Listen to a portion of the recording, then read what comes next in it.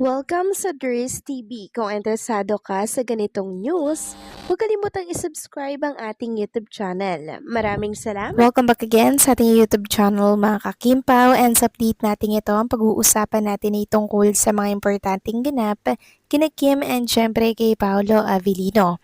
So pag-uusapan natin sa update na to ay may kaugnayan nga po mga kakimpaw sa Kim and Paolo na naka-jackpot, and syempre pag-uusapan din natin ang Kim Pao na nag-celebrate. So bakit nga kaya?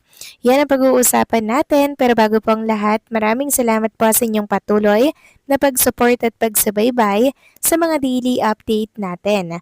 Kaya naman bilang pasasalamat, narito po ang isang napili ko komento patungkol ito sa naging previous update. Mula ito kay Ginang Annalyn Hicap. Sabi niya, wow, match ang titles sa kanila. Parang paunti-unti na talagang perfect talaga sila para dyan. Excited na ako, Ders. Ready na namin ang panyo. Siguradong maraming twist at maraming pagdadala ng relasyon nila dahil a perfect marriage para sa Kim Pao talaga ito. Yes, tama po kayo dyan, Ginang Annalyn Hicap. Very perfect talaga yung movie. Talagang akmang-akma at naaangkop talaga ito para kay Kim and kay Paolo Avellino. Siyempre, sa isang relasyon, mga kakimpaw, hindi naman totally perfect yan eh. Meron at meron po mga kakimpaw. Nakamalian ang bawat isa po sa atin, di ba? Pero ang importante po dito ay kung paano po natin naayusin or paano po natin maya-handle, di ba, yung isang situation para po maitama, 'di ba? At okay pa rin sa huli, 'di ba mga kakimpaw? Parang ang lalim kasi noong pinaghuhugutan po ng title nila eh, A Perfect Marriage, na talaga namang kakikitaan natin ng sakripisyo, 'di ba? Pagtitiis at marami pa pong iba. Sobrang nakaka-curious, sobrang excited tayo dahil kakaiba na namang atake to mga kakimpaw eh. Ang galing po ng director, ang galing din po ng writer, talagang mahuhusay po ito. Kaya naman ihanda nyo na po ang inyong mga sarili dahil for sure pasok na pasok sa banga para sa Metro Manila Film Festival.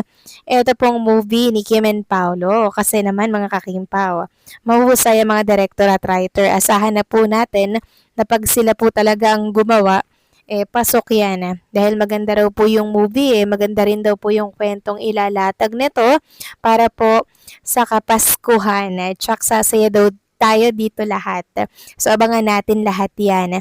Maraming salamat sa inyong komento, Ginang Annalyn Hicap. God bless po sa inyo at mabuhay kayo. So eto na nga, pag-usapan na natin mga kakimpaw, mga topic na nakalap natin sa update na to.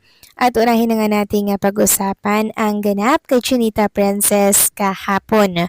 So kahit na pre-recorded po ang It's Showtime kahapon mga kakimpaw, eto't nagbahagi pala si Chinita Princess ng ganap kahapon na kung saan nag-celebrate nga po ng birthday si Jong Hilario kasi birthday niya nga kahapon. Andun pala si Chinita Princess nag-celebrate at nakiisa. Marami nga nagtatanong, kasama ba si Paolo Avellino dyan? For sure naman mga kakimpaw, dahil maganda rin ang relationship or samahan ni Paolo dito po sa mga It's Showtime hosts like Jong Hilario.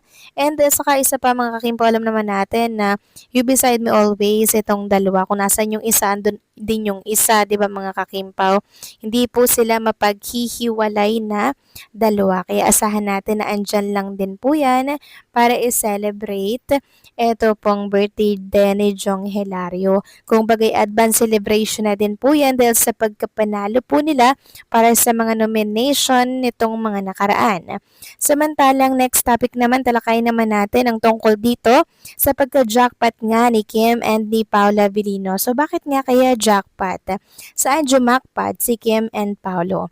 So ito po may kaugnayan mga kakimpaw sa project nila na matutunghayan natin by December 25. So bakit nga jackpot? Jackpot dahil nga po sa humahawak ng movie nila, sa director at sa writer. Sabi nga dito, basta Quantum Film at si Chris Martinez tapos director nito si Dan Villegas, sobrang unpredictable ng plot twist at story niyan.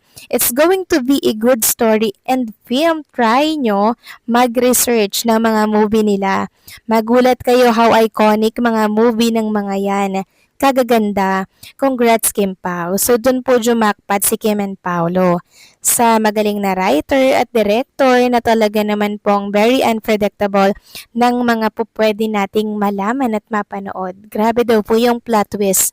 Sobrang iconic ng mga ginagawa nitong project, movie, and nakakatuwa lang dahil napili po nila si Kim and Paolo Avellino, mga Kimpo, para gumanap ng kanilang mga story, ng kanilang mga sinulat po na story. Siguro perfect, nakikita nila na perfect match si Kim and Paolo para sa project na to, 'di ba? Nakikita nila doon na ay mahusay si Kim and Paolo. Perfect match ito para gumanap dito sa A Perfect Marriage, 'di ba? Na kung saan talagang sumasalamin din sa situation ni Kim and Paolo Avellino ngayon. So parang siguro hindi po magkakaanak itong si Kim and Paolo Avellino dito po sa movie na A Perfect Marriage, 'di ba? So syempre pag hindi magkaanak, gagawa't gagawa ng paraan ang mag-asawa para po sila'y makabuo ng anak. Tapos gamit yung kanilang mga egg cell, mga kakimpaw. So ganun marahil yung mangyayari kasi meron ditong siyensya akong nakikita at nababasa na meron parang laboratory, dadaan sa maraming pagsusuri, 'di ba? Para po magkaroon sila ng anak, mga kakimpaw. So, masyadong mabigat yung story na to. Ngayon pa lang nakikita ko na, mga kakimpaw, kasi yung pagdadaanan, yung struggle ng mag-asawang Kim and Paolo dito po sa story na to or sa pelikula na to. And kung paano nila ma-overcome yung ganong problema, ganong pagsubok sa kanilang buhay mag-asawa, 'di ba? So doon natin matutunghayan na talaga namang grabe, pasabog talaga 'to, and ngayon pa lang nakikita ko nakakaiyak talaga yung movie, mga kakimpaw, eh. Hindi ko pa man napapanood, pero mukhang malalim, nakakaiyak, kaya maghanda kayo ng tissue once na pupunta po kayo ng sinihan by December 25, kasi parang mixed emotion, may in love kayo dito, iiyak kayo dito, malulungkot kayo dito, maiinis kayo, mixed emotion na para bang nasa roller coaster kayo, mga kakimpaw. Tapos paglabas po ninyo ng sinihan, tsaka kayo magkakaroon ng realization na ay, mahal ko ang pamilya ko. O, di ba, mga kakimpaw, ganun agad yung may isip natin kasi parang pinaranas or dinala tayo sa ganung sitwasyon. Kaya paglabas po natin ng sinihan, parang mas ma-appreciate natin yung pamilyang meron tayo, 'di ba, mga kakimpaw, na dapat ingatan natin, na dapat wag nating i-take for granted. Ganyan, ang ganda po ng realization agad, 'di ba? Hindi ba man natin napapanood yung movie pero may realization agad tayo dito, mga kakimpaw. Kaya sana po ay sabay-sabay natin itong matunghayan by December 25. For sure naman, ito po ay ma-approve para sa Metro Manila Film Festival kasi ang ganda po ng movie, eh. Talagang may aral, may kabuluhan. Kaya ngayon palang congratulations kay Kim and kay Paolo, mga kakimpaw, and sa inyo din dahil meron na naman po tayong dapat abangan. So kayo ba, mga kakimpaw, anong masasabi ninyo dito? Please comment down below.